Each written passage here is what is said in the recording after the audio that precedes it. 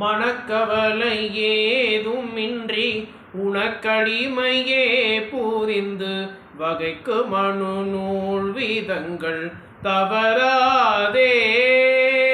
மணக்குமிமலோர்களென்பர் தொகைப்படியினால் இலங்கி மயக்கமர வேதமுங்கொள் பொருள் நாடி வினைக்குரிய பாதகங்கள் துகைத்து வகையால் நினைந்து மிகுத்த பொருளாக மங்கள் முறையாலே வெகுத்தி தனையே துறந்து கழிப்பினுடனே நடந்து மிகுக்கு முனையே வணங்க வரவேணும்.